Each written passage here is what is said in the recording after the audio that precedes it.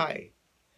In today's conversation, I'd like to focus on something which is very important in the beginning stages of a medical writing career, which is to prepare writing samples.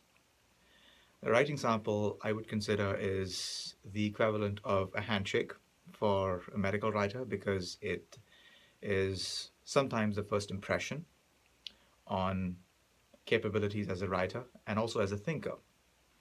What I realized about preparing writing samples is how you write something is more important than what you write.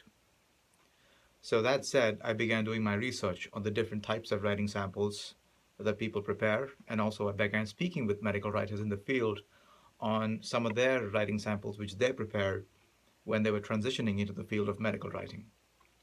So having done my research, I decided to begin with a scientific article and write or rewrite that scientific article for three different types of audiences. Because keep in mind that how you write something, how you communicate something to different types of audiences is crucial.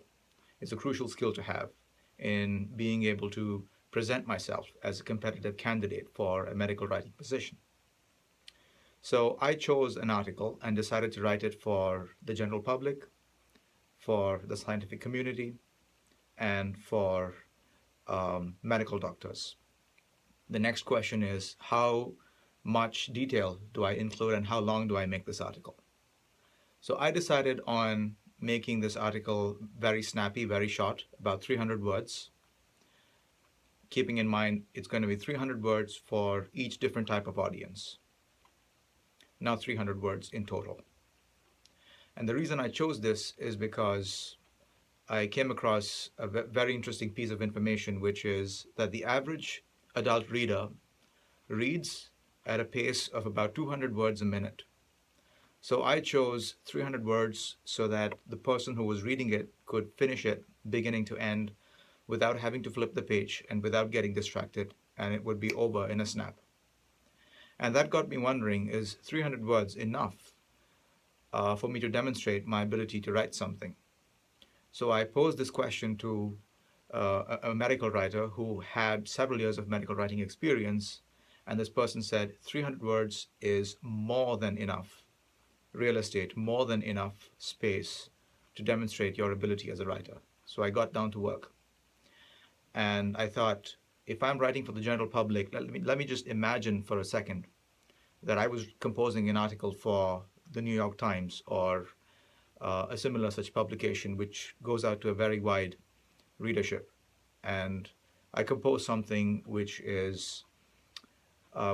talked about the relevance of this scientific discovery to the general public, how it would help people both in developing nations as well as in developed nations.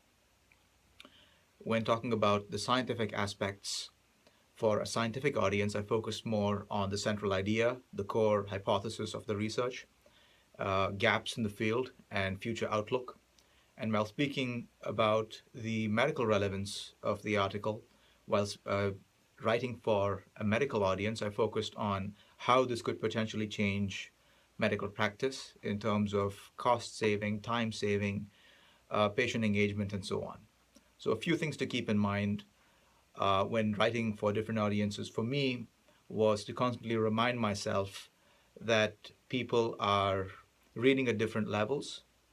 So the key is to put across the information while at the same time not coming across as patronizing or not coming across as giving out information which would otherwise be available online. For instance, if I'm speaking with a scientific audience, I would keep in mind that certain phrases, certain things in science were more commonly used, certain phrases were more commonly used, and those would probably not require further explanation. Whereas others, which were slightly outside the area of the audience that I was writing for, would require a little bit more explanation. And again, this was through a whole series of editing processes, and it's very important. For me, it was very important to have these writing samples reviewed by other medical writers as well as anyone else, even people within my family. I asked them to review these articles and give me some feedback on how I can be progressing better. So, so that's how I went about creating my writing samples. First off, realizing that how you put something across is a lot more important than what it is you write. and writing the same thing, the same article for three different audiences in order to focus on that one crucial skill of demonstrating my ability to communicate with different types of audiences, as opposed to spending all that effort in producing one piece which I consider to be good. So try it out for yourself, see what skill you'd like to focus on, and see if this technique works for you.